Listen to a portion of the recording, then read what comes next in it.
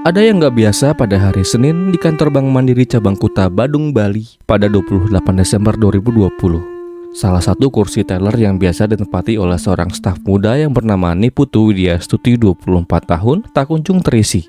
30 menit telah berlalu semenjak jam operasional bank telah dibuka. Jelas itu tidak biasa, sebab tak ada izin, tak ada kabar, dan tak ada siapapun yang tahu alasan Niputu telah 30 menit. Biasanya bahkan 1 jam sebelum loket dibuka, Niputu telah standby di kursinya, melakukan persiapan menjelang buka jam 8 pagi. Atas rasa janggal yang mengganjal itu, lantas salah seorang rekan kerjanya mulai merasa curiga dan mencoba menghubungi pacar Niputu yang bernama Gedehara Yogi Suara alias Yogi.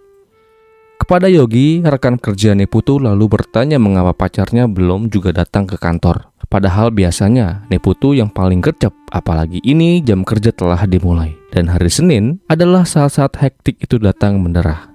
Pertanyaan itu kemudian membuat Yogi ikut merasa heran sekaligus penasaran. Dikarenakan setahunnya Niputu tak pernah menghilang tanpa kabar kayak gitu. Dan atas dasar itulah, sehingga dia memutuskan untuk langsung mendatangi rumah pacarnya di kawasan Dusun Poh Gading, Desa Ubung Kaje, dan Pasar Utara.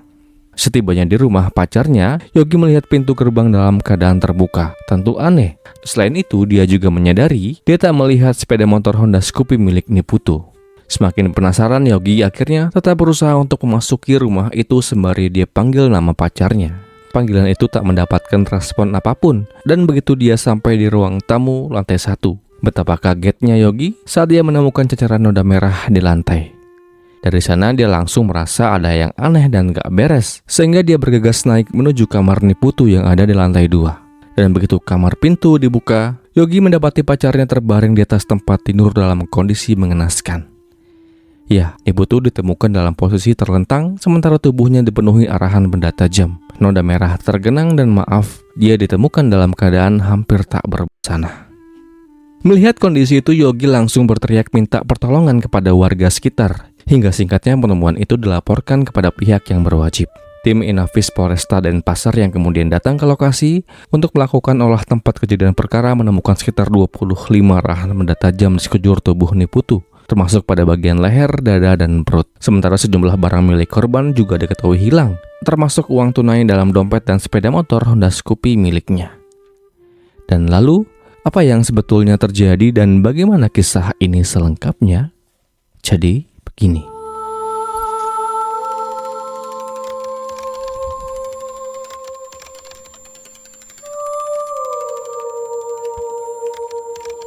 Sudah 1 tahun lamanya Niputu Widyastuti tinggal sendirian di rumahnya yang berada di kawasan Dusun Poh Gading, Desa Ubung Kaje, dan Pasar Utara. Dia tinggal jauh dari kedua orang tuanya yang tinggal di Desa Sukowati, Gianyar, demi mendekati lokasi kantornya yang berjarak sekitar 10 menit dari rumahnya itu. Sebagai anak sulung dari 2 bersaudara, Niputu menjalani kesehariannya seorang diri. Setiap pagi dia berangkat bekerja dan biasanya baru pulang ketika hari sudah malam. Sedangkan di akhir pekan dia gunakan untuk kembali ke rumah orang tuanya yang ada di Sukowati, Gianyar. Meski gak banyak menghabiskan waktu di lingkungan itu, warga mengenal Niputu sebagai wanita yang ramah dan periang. Dia juga cukup sering menyapa tetangga ketika berpapasan di sekitar rumahnya. Atas kesibukan yang dijalani oleh Niputu, interaksi Putu dengan warga memang tak terlalu sering. Pak Darmayasa selaku kepala dusun di Poh Gading mengatakan bahwa dia hanya sekali bertemu langsung dengan Niputu selama setahun terakhir, yakni ketika berlangsung sosialisasi mengenai COVID-19 di lingkungan tempat tinggalnya. Tak jauh dari tempat Niputu tinggal, atau sekitar 25 meter ke arah barat, terdapat sebuah lokasi kos-kosan yang salah satu kamarnya dihuni oleh keluarga yang dikepalai oleh seorang ayah muda yang bernama sebut saja Pak Gede dan Ibu Handayani. Tak begitu lamalah mereka tinggal di tempat itu. Di ruangan yang terdiri dari ruang tamu, kamar, dapur, dan kamar mandi ini, Pak Gede tinggal bersama dengan istrinya dan 3 orang anaknya. Tidak begitu banyak informasi yang saya dapatkan tentang keluarga ini. Namun yang pasti tak lama setelah kepindahannya ke kamar kos itu, salah satu putra Pak Gede yang bernama Putu Adi menyusul untuk tinggal bersama dengannya di kamar yang gak begitu luas itu. Putu Adi yang kala itu berusia 14 tahun, seperti yang saya dapatkan informasinya, ia tidak sedang menjalankan pendidikan dimanapun. Alih-alih mengenyam pendidikan yang proper, malah Putu Adi memilih untuk kerja sebagai kuli bangunan. Lebih dalam, Putu Adi dikatakan datang dari keluarga broken home. Setelah perpisahan ayahnya Pak Gede dengan istri pertamanya atau Ibunda Putu Adi, Pak Gede kemudian menikah lagi dengan Ibu Handayani dan tinggal di kamar kos di dekat rumah Putu Widyastuti. Nah, sejak perpisahan itulah lantas membuat hidup Putu Adi tak menentu. Dunia kejahatan begitu dekat dengannya. Mencuri barang-barang berharga seperti uang dan ponsel pernah dia lakukan, termasuk mencuri uang sesari yang kala itu ia curi dari sebuah pura di Denpasar. Bahkan warga di tempat asalnya juga paham tabiat Putu Adi yang sedemikian rupa. Dan lantas akan sepak terjangnya yang cukup ekstrim ini membuat interogasi polisi adalah makanan sehari-hari bagi Putu Adi. Selain itu dikatakan bahwa Putu Adi merupakan seorang penyuka sesama jenis. Nah, sialnya Putu Adi tinggal tak jauh dari rumah Niputu Widyastuti ini, yang saban hari-harinya Niputu jalani dengan jadwal yang mudah ketebak polanya. Senin sampai Jumat dia pergi pagi pulang malam dan weekend dia mudik ke rumah orang tuanya. Dan pola inilah yang diam-diam dipelajari oleh Putu Adi yang kala itu berencana ingin menggarong harta berharga milik Niputu. Entah adakah niat dari Putu Adi untuk menghilangkan sekaligus nyawa si teller bank ini atau hanya ingin mencuri saja barang-barangnya, entahlah. Namun yang pasti di hari naas itu, setelah rencananya telah ia susun, Putu Adi sayangnya turut pula membawa saja miliknya yang ia selipkan di pinggang sebelah kanannya. Jadi begini kronologinya. Semuanya bermula pada hari Minggu 27 Desember 2020 jam 16 waktu Indonesia Tengah, ketika Putu Adi, remaja kelahiran Singaraja Buleleng 30 Juni 2006 ini melintas di depan rumah Niputu Widyastuti. Saat itu dia melihat Niputu sedang sendirian di rumahnya, dikarenakan di hari itu Niputu tidak mudik ke Sukawati atau rumah orang tuanya. Nah, dari sanalah muncul niat Putu Adi untuk masuk dan mengambil barang berharga milik Niputu. Seperti yang telah dikatakan bahwa rumah kos Putu Adi hanya berjarak 25 meter dari rumah Niputu. Tepatnya tempat tinggal mereka saling membelakangi. Sehingga setelah Putu Adi tiba di rumah yang akan dia garong, Putu Adi sempat kembali ke rumahnya untuk mengambil sebilah sajam dari dapur lalu kembali menuju rumah Niputu. Setelah memantau situasi dan kondisi lingkungan yang rasa-rasanya sudah aman, dia kemudian memanjat tembok bagian depan rumah Niputu dan masuk ke dalam rumah ketika Niputu lagi berada di halaman belakang rumahnya. Setelah berada di dalam rumah, Putu Adi sempat mencari-cari barang yang bisa diambil di lantai 1. Namun ketika mendengar suara langkah Niputu memasuki area dalam rumah, Putu Adi memilih untuk bersembunyi di balik pintu kamar sementara Niputu kemudian menuju lantai 2 rumahnya. Lalu dikarenakan belum mendapatkan barang-barang berharga yang bisa dia ambil, Putu Adi lalu mengikuti Niputu dari arah belakang dengan diam-diam. Namun cara itu berantakan ketika Niputu berbalik arah dan melihat keberadaannya. Tentu Niputu terkejut akan sosok asing yang kala itu tepat berada di belakangnya. Panik campur takut, Niputu langsung berteriak minta tolong dengan ia katakan ada maling. Putu Adi kemudian berlari mendekati Niputu yang berteriak panik dan mendorongnya hingga terjatuh ke atas kasur. Setelah itu dikarenakan tak mau aksinya kepergok warga, lalu dia pun membelot mulut Niputu dengan tangan kirinya ketika Niputu berusaha untuk melawan.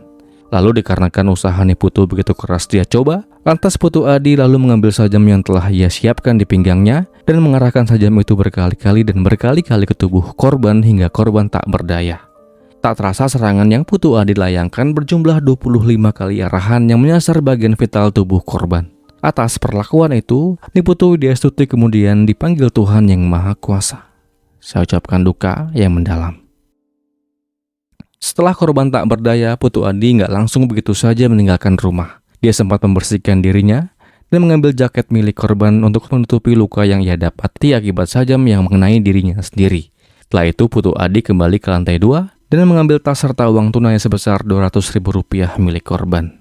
Tak berhenti sampai di situ, Putu Adi juga membawa kabur sepeda motor Honda Scoopy milik korban lengkap dengan STNK, lalu meninggalkan Denpasar menuju Buleleng dan selesai.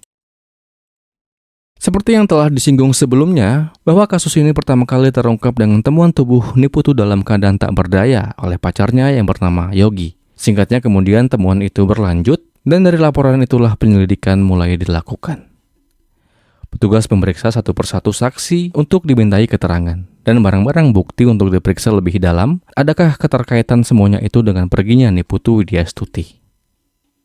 Singkatnya setelah menyusuri tiap informasi dan keterangan yang didapatkan, akhirnya Putu Adi berhasil ditangkap polisi di kawasan Panurukan Singaraja, Kecamatan Buleleng pada Kamis 31 Desember 2020. Kala itu dia tinggal bersama dengan pacarnya yang dikatakan seorang waria. Dan dari hal ini juga yang kemudian mengungkapkan bahwa orientasi cinta Putu Adi yang ternyata penyuka sesama.